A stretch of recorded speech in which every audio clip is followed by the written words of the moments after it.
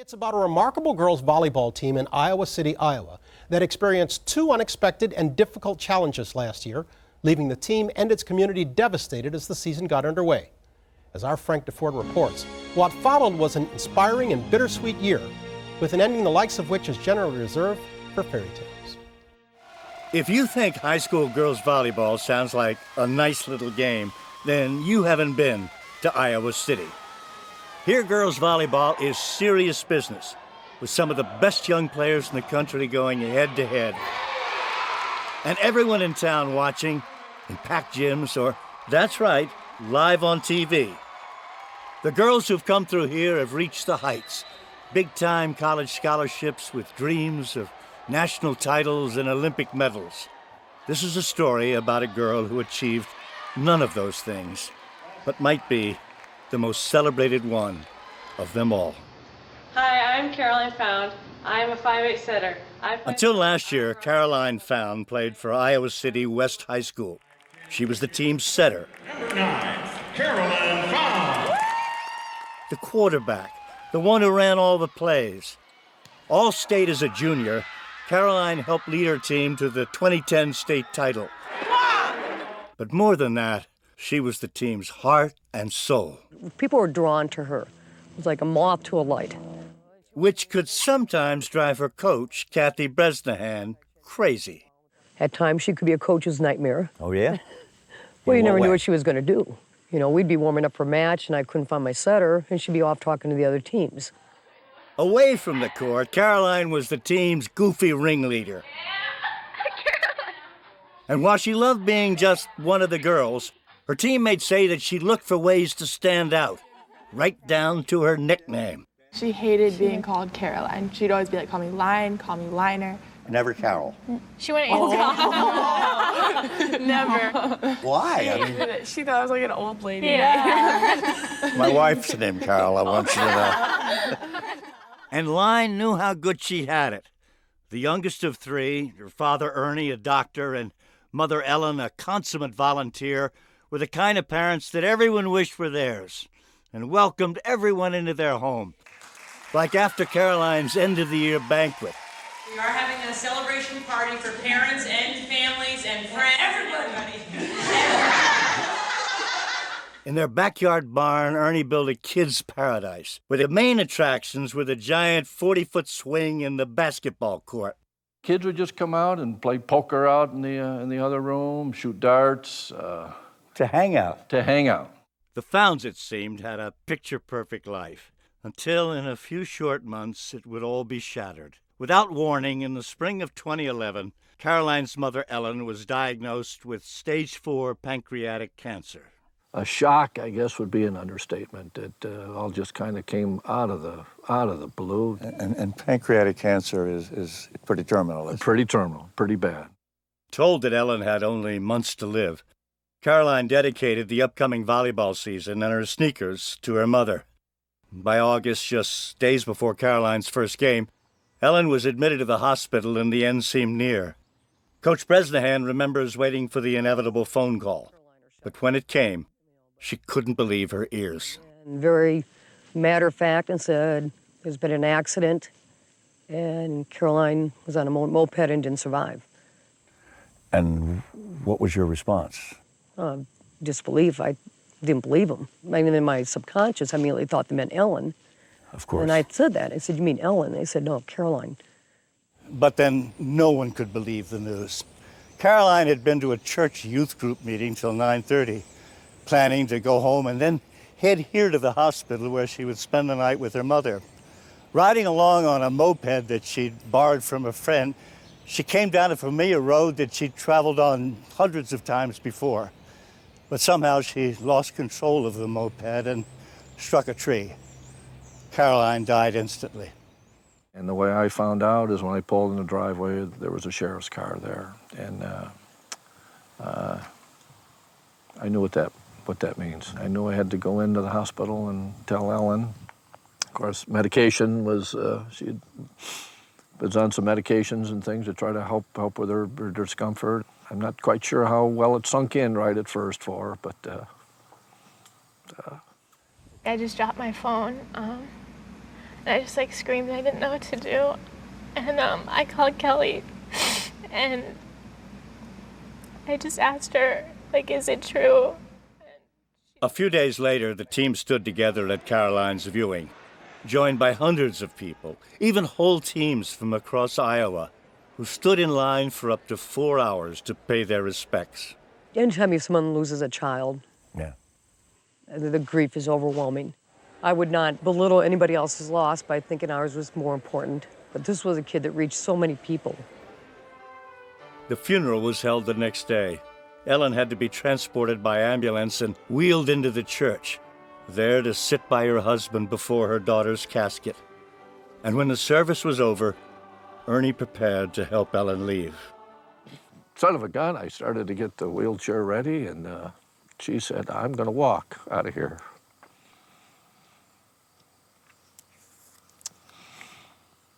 And she did. She walked. Walked out of the church, reaching out, extending her hand. It was unbelievable. Where she got the energy and where she got the courage, I don't know. Last time she walked, I guess. Yeah.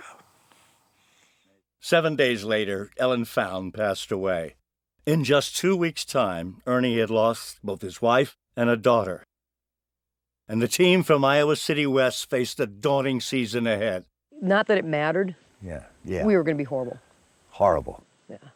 So you lost your best athlete and your team leader, and there was no way we were going to have any success after that. The first question was how to replace the irreplaceable Caroline. You can't play volleyball without a setter, and nobody wanted to be at that spot on the court, and nobody wanted anyone else to be there either. Player after player was forced to try out until finally Coach Bresnahan and her staff made their decision. After our first competition and watching, I said, Kelly's got to do it. It was a heavy-hearted choice because Kelly Fleeler and Caroline had been best friends since they were 3. Coach Bresnahan wasn't surprised when Kelly said no. But then a teammate said the words that would change her mind. Caroline would want you to do it. Like, if anyone can do it, she would want you to do it. Caroline wouldn't ever let her team down, so, I couldn't just say no. 2, 3, 4, 5, 6, 7, 8, 9, West! So Kelly began a crash course in setting with 81 different play combinations to learn. For good luck, her teammates took Caroline's sneakers, the same sneakers she dedicated to her mother, and placed them under a chair that they had now dedicated to her. But the biggest inspiration came from her classmates. T-shirts were made bearing a simple phrase, "Live like Line." And what started as a small tribute became the motto for the whole town.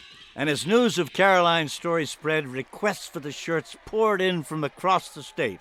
And at every game, tucked away in that sea of blue, you could spot Ernie. I did a lot for the players because I felt like it would help them. I had to do it for myself, too. As difficult as it was. Yeah, I had to keep going. I mean, those are her buddies that are out there. The team began to take on a whole new importance. The games became a gathering place where the community could grieve and heal.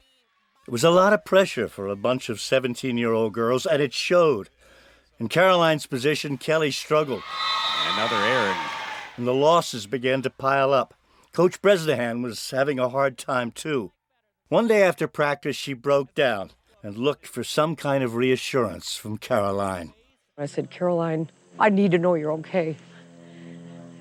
And I go in the locker room and, it's like, Caroline, it doesn't have to be anything big.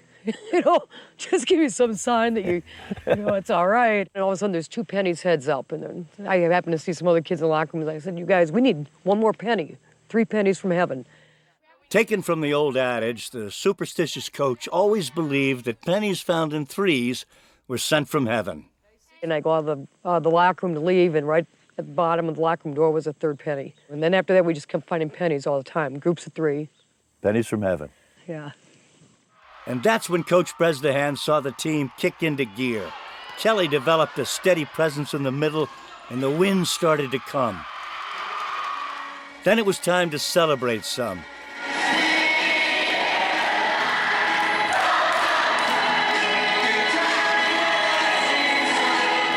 The old familiar song became a rallying cry that didn't stop with girls volleyball.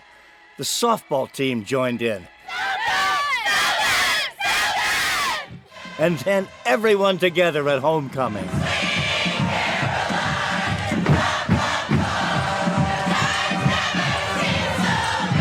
Coach Bresnahan's team rode the music and the momentum all the way to their conference title and qualified for the state playoffs.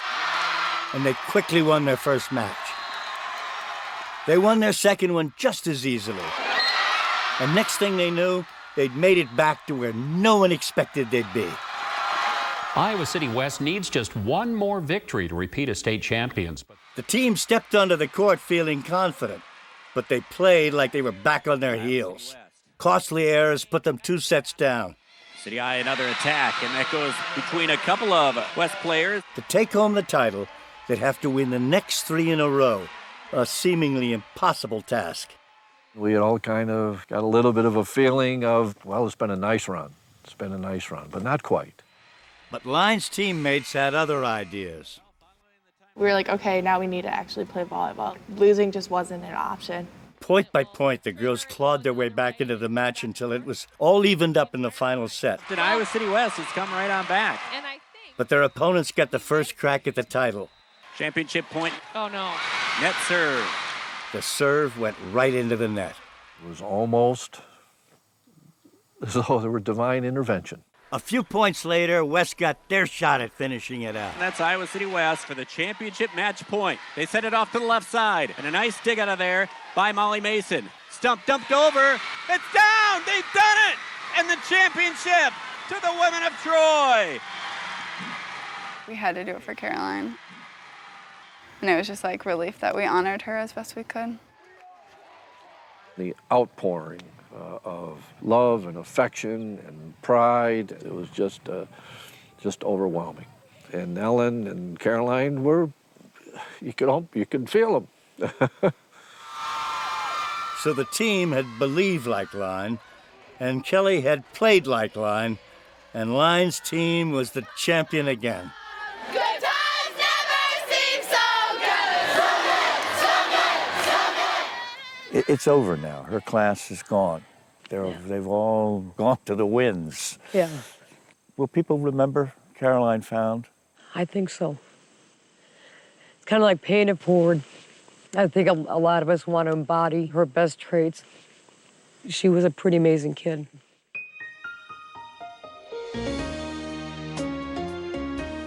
Frank, this is one of those stories that people always say to me, how do you find your stories? How do we come by this one? This was amazing. The coach, Coach Bresnahan, wrote me a letter. And it was an extraordinary letter. I mean, it was so well said, so well placed. I said, I have to do this story. I mean, it seems irrelevant now, but did the authorities ever determine how or why Caroline lost control of her scooter? No, she evidently, there was a friend in a car, distracted, just for that moment, hit the curb, whatever, and pitched forward. Yeah. Just the simplest thing of all. The guy real sad. The guy in the story who was, it's hard not to relate to, was Dr. Ernie. He lost his wife and his daughter both in a span of a week. How's he doing? First of all, it's amazing that he's gotten this far, but he's a man of grace and power. I think he's going to go forward. I know he's going to go forward. He's going to make it.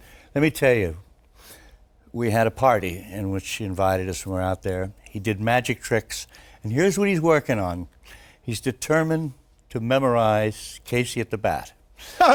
And play the piano while he does it. And he's that kind of, and when he gets Casey at the Bat done, that'll be the next stage. It's a great story. All right, Frank, thanks.